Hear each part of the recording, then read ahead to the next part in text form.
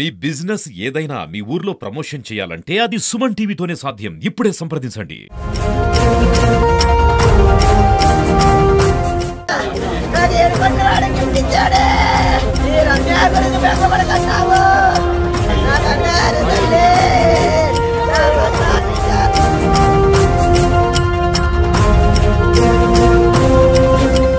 తిరుపతిలో జరిగినటువంటి తొక్కిసలాట మృతులకు ఇప్పటికే పోస్టుమార్టం పూర్తవుతోంది. తిరుపతి పోస్టుమార్టం జరిగేటువంటి ప్రాంతంలో మనం ఉన్నాము. ఇక్కడ చూడొచ్చు పెద్ద సంఖ్యలో చనిపోయినటువంటి వారి బంధువులు ఆర్తనాదాలు వినిపిస్తున్నాయి. ఒకరిని కూడా అసలు కదిలిస్తే వాళ్ళ వేదన ఏ రకంగా ఉందంటే అసలు దైవ దర్శనానికి వచ్చి తమకి ఇటువంటి పరిస్థితి ఎదురవుతుందని చెప్పి మేము అస్సలు ఊహించలేదు.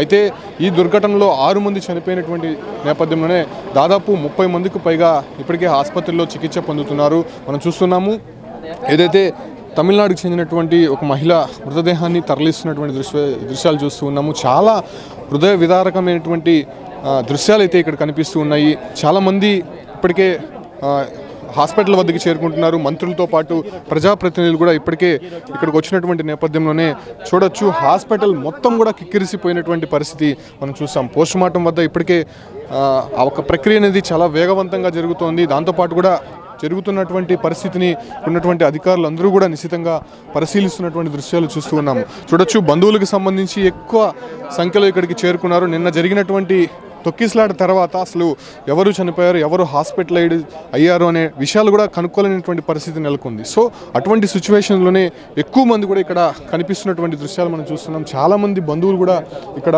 ఉన్నట్టయితే తెలుస్తుంది. సో కంప్లీట్గా 6 మంది చనిపోయినటువంటి నేపథ్యంలోనే వాళ్ళకి ఉదయం నుంచి కూడా పోస్టుమార్టం ప్రక్రియ అనేది వేగవంతం చేశారని చెప్పుకోవచ్చు. బంధువులు పెద్ద సంఖ్యలో ఇక్కడికి చేరుకొని వాళ్ళ సంబంధించినటువంటి వారు చనిపోయారా, అసలు హాస్పిటల్లో ఉన్నారా తెలియనటువంటి పరిస్థితి అయితే ఇక్కడ చాలా స్పష్టంగా కనిపిస్తుంది. కొంతమంది బంధువులు కూడా ఇక్కడ మనం చూస్తున్నాం. సార్ ఎవరు చనిపోయారు సార్ మీ వాళ్ళు? మా ఆయన బాబు, మా ఆయన గారు చనిపోయారు. మేము నర్సీపట్నం నుంచి వచ్చాం. నాయుడు బాబు గారు నలుగురు వచ్చాం. నలుగురికి ముగ్గురిని ఎలాగోలా కాపాడారు. అతను కాపాడలేకపోయారు. బొమ్మల్లా పడిపోతే మీదనే పడి తొక్కేస్తే కాటంలోనే పేనం పోయిందంట. మాకు గంట వరకు తెలియలేదు. మేము బయటకు వచ్చేసాము. మా ఆయన ఎక్కడో ఉన్నాడని నేను ఫోన్లు చేస్తుంటే ఫోన్లు ఎత్తలేదు. ఫోన్ ఎత్తకపోతే ఎక్కడో ఉన్నాడు కోసం అనుకున్నాము. గంట పోయిన తర్వాత పోలీసోడు ఫోన్ చేసి మీ ఆయన చచ్చిపోయాడు, నువ్వు అక్కడికి వచ్చి అమ్మ అని నన్ను అంబులెన్స్లో తీసుకొచ్చారు బాబు. ఇంతలో జరిగిపోయింది బాబు. మీరు అక్కడ ఉన్నారు కదమ్మా, ఆ టైంలో ఏం జరిగిందంటారు? ఏమి జరిగింది బాబు, మేము 12 గంటలకు వెళ్ళిపోయాం బాబు. అందులోకి మాతో పాటు జనాలు అందరూ వచ్చేసారు. 8:30 అయింది. పోలీసు వాళ్ళు ఏయో తాళ్ళు కట్టుకుంటున్నారు. ఈ వెనకాతలు రావడం అందరూ కలిసి తాళ్ళు గడేస్తున్నారు, గేటు తీసేస్తారు అనుకొని జనాలందరూ లేచిపోయారు. చీకటిగా ఉంది బాబు. మేమందరమే గోలెడితే 2 లైట్లు కట్టారు బాబు చెట్లకు. ఆ చిన్న వెళ్తారు వచ్చేది. ఎప్పుడైతే ఈ జనాలు తాళ్ళు కట్టడం చూసి జనాలకి కిరిసినట్లు లేచిపోయారు. అందరూ లేచిపోయారు బాబు. లేకపోతే గేటుకి తాళా వేయలేదు. గేటు గడెట్టారు. ఆ గేటు ఇలా తోసిబడి గేటు వచ్చేసింది. గేటు తీసేసారు అనుకుని ఒకరి మీద ఒకరు పడిపోయారు బాబు. మన్నమైతే వదలలేదమ్మా, ఇలాగే పట్టుకున్నాడు. నాకు భయం బాబు. జనాలు ఉంటే నేను తట్టుకోలేను. నన్ను వదలలేదు. చెయ్యి పట్టుకొనే వదిలేస్తే మరి ఏమైపోయిందో చిత్రం. నా చెయ్యి వదిలేశాడు. నేను ఎక్కడ పడిపోయాను, అతను ఎక్కడ పడిపోయాడు నాకు తెలియదు. ఆయన మీరు విడిపోయిన తర్వాత ఎంతసేపటికి మీకు ఇన్ఫర్మేషన్? నాకు గంటకు వచ్చింది బాబు. మా ఆయన నిడిపోయిన తర్వాత నాకు గంటకు ఫోన్ వచ్చింది బాబు. మళ్ళీ జనాలు అందరూ సగం మంది పడిపోయిన తర్వాత గేట్ వేసేసారు. గేట్ వేసేస్తే లోపల ఎక్కడో మా ఆయన ఉన్నాడు అనుకొని నేను ఫోన్లు చేసి దాన్ని ఎవరో ఫోన్లు ఎత్తలేదు. ఎవరో ఫోన్లు ఎత్తకపోతే ఏమైపోయాడు మీ మనిషి, లోపలే ఎక్కడో ఉండుంటాడు అనుకొని నేను ఆశపడ్డాను. ఇంతలో ఫోన్ల మీద ఫోన్లు చేస్తుంటే ఆనైతే మట్టికి ఫోన్ చేసి అమ్మ మీ ఆయన పలానా హాస్పిటల్లో ఉన్నాడు వచ్చియండి అని ఫోన్ చేస్తే మేము వెంబటే వచ్చేసాం బాబు. నాకు శవాన్ని ఇచ్చారు బాబు. నేనేం చేసేది అయ్యా, నేనేమి చేసేది అయ్యా. ఎవరు నిర్లక్ష్యం అంటారమ్మా? ఇక్కడ నిన్న చూసారు, తెలియదు తండ్రో. ఇంతకుముందు మేము 3 సార్లు దర్శనానికి వస్తే అక్కడికే వెళ్ళాం బాబు. బయటే కూర్చోబెట్టివారు, ఒక పక్క బస్సులు వెళ్ళి ఒక పక్క జనాలు కూర్చోబెట్టివారు. వేసిన తాడు కట్టి తాడులో నుంచి పంపిస్తే 2-3 కాళ్ళు చెయ్యిలు దెబ్బలు తగిలేసి బాగానే పోయేవారు. నా మొగుడు పోయాడు, నా మొగుడులాగా ఎవరి మొగుళ్ళు పోకుండా చూసుకోండి బాబు. ఇంతకంటే నాకు ఏ మేలు చేయకండి బాబా, మేలు చేసి పెట్టండి బాబు. మీ పేరు చెప్పుకుంటాను నేను. నర్సీపట్నం చెందినటువంటి నాయుడు బాబుకు సంబంధించినటువంటి భార్య, ఆమె ఆవేదన మనం చూడొచ్చు. కంప్లీట్గా మాకు ఇన్ఫర్మేషన్ రావడానికి గంట సేపు సమయం పట్టింది. అసలు మా ఆయన మిస్ అయిన తర్వాత హాస్పిటల్ నుంచి ఫోన్ చేసి మీ ఆయన చనిపోయాడు అనే విషయం చెప్పగానే ఒక్కసారిగా గుండెలు పగిలేలా ఆవేదన వ్యక్తం చేసినటువంటి దృశ్యాలు మనం చూస్తున్నాం. కంప్లీట్గా ఇక్కడ ఉన్నటువంటి దాదాపు 6 మంది చనిపోయినటువంటి వాళ్ళ కుటుంబాలందరూ కూడా ఇక్కడికి చేరుకున్నారు. చూడొచ్చు, అసలు వాళ్ళ ఆర్తనాదాలు అంతా ఇంత కాదని చెప్పొచ్చు. ఎవరు ఎక్కడున్నారో తెలియనటువంటి పరిస్థితి అయితే కంప్లీట్గా మనం చూడొచ్చు.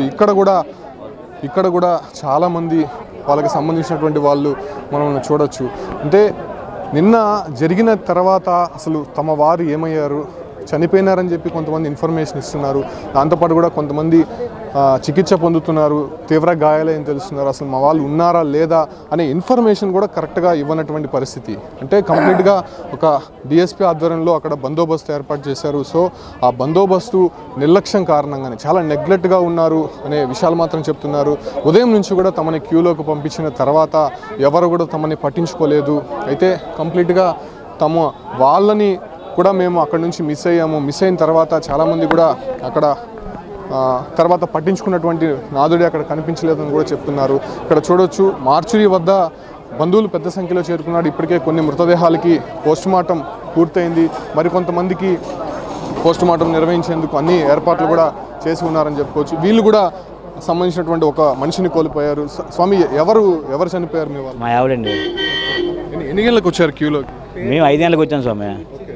5 గంటలకు వస్తే అనౌన్స్మెంట్ 12 గంటలకని చెప్పారు స్వామి. ఇలా 8 గంటలకు తెరుస్తారు స్వామి. తొక్కులాట అయిపోయింది స్వామి. అక్కడ పోలీసు వాళ్ళు లేరు, ఎవరు ఏటీ లేదు. ఇంకా మా భార్య 10 గంటలు మాకు చెప్పట్లేదు. మా భార్యకి ఎలాగైనా కూడా చెప్పలేదు. అంటే మీకు ఎన్ని గంటలకు తెలిసిందండి మీ ఆవిడ మిస్ అయిన తర్వాత? మా ఆవిడ లైన్లో ఉంది అనుకుంటున్నాం. మేము వైకుంఠ దర్శనం టికెట్లు తీసుకున్నాం, మా ముందు తీసుకుంది కదా అనుకున్నాం. తీరమోచేది మాకు దొరికిన తర్వాత మా మాత కనబట్టలేదు. 12 అలాగ అవుతుంది, కనబట్టలేదు. ఈలోగా నెతుకుతున్నాం. ఈ స్వామి ఫోటో, మా ఆవిడ ఫోటో ఉంటే పోలీసు మాది చూపించాడు. పోలీసు మాది ఈవిడికి కాల్ బాగాలేదు, మేమే అంబులెన్స్ చేసామని చెప్పారు. ఎక్కించదా ఏదంటే ఈ హాస్పిటల్ అని చెప్పారు. ఈ హాస్పిటల్కి వచ్చాం.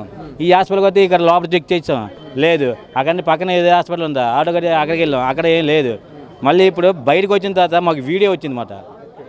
వీడియో ద్వారా మాకు తెలిసింది, అంటే చాలా వీడియో వచ్చి వీడియో ద్వారా తెలిసింది మాకు. చూస్తున్నాం కదా, ఆయన భార్య చనిపోయింది. ఆయన భార్య మృతదేహాన్ని చూసి కూడా ఆయన తీవ్రమైనటువంటి భావోద్వేగానికి గురవుతున్నాడు. అంటే లైన్లో ఉన్నాం కదా, సరే టికెట్స్ తీసుకుంటాం కదా, ఎవరో ఒక ప్రాంతంలో ఉంటారు కదా అనేటువంటి విషయాలు మాకు ఆ రకంగా అనుకున్నాము. సో ఆ రకంగా అనుకున్నప్పటికీ కూడా మేము టికెట్లు తీసుకున్న తర్వాత మా ఆవిడ ఏమైందో తెలియనటువంటి పరిస్థితి అక్కడ కనిపించింది. సో అక్కడ ఎవరిని అడిగినా కూడా సమాధానం చెప్పలేదు.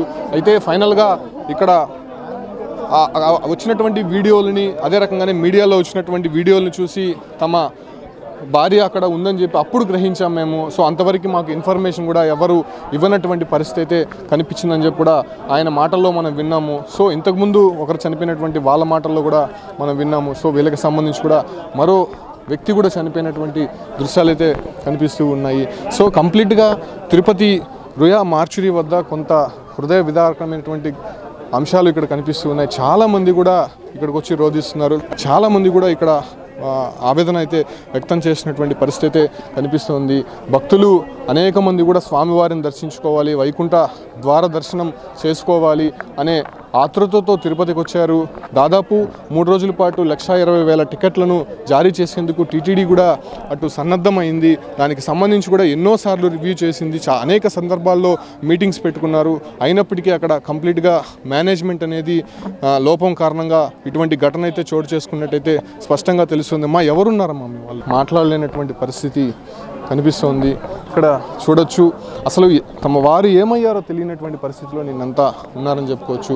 అయితే ఇప్పుడే బాడీలకు సంబంధించి పోస్ట్ మార్టం అయితే జరుగుతోంది. చూడొచ్చు పెద్ద సంఖ్యలో ఇక్కడికి వారందరూ కూడా చేరుకున్నటువంటి దృశ్యాలు అయితే చూస్తున్నాం. మంత్రి సత్యకుమార్ కూడా ఇప్పటికే చేరుకున్నారు. అనేక మంది ప్రజాప్రతినిధులు కావచ్చు, అంటే మంత్రులు, ఎమ్మెల్యేలందరూ కూడా రోయా హాస్పిటల్కి చేరుకుంటున్నటువంటి దృశ్యాలు చూస్తూ ఉన్నాము. ఒకటి కాదు, అన్ని కారణాలు కలిపి ఇంత పెద్ద దుర్ఘటన జరగడానికి కారణంగా చెప్తూ ఉన్నారు. సో కంప్లీట్గా దీనిపైన బాధ్యులు ఎవరు, దీనిపైన సమగ్ర నివేదిక ఎలా వస్తుంది, సీఎం, డిప్యూటీ సీఎంతో పాటు మంత్రులు ఇక్కడికి వస్తున్నారు కాబట్టి సో కంప్లీట్గా ఇవాళ సాయంత్రానికి ఒక నివేదిక వచ్చేటువంటి అవకాశం అయితే కనిపిస్తుంది. శాఖాపరమైనటువంటి చర్యలతో పాటు కొంతమందిని సస్పెండ్ చేసేటువంటి అవకాశం కూడా కనిపిస్తుంది.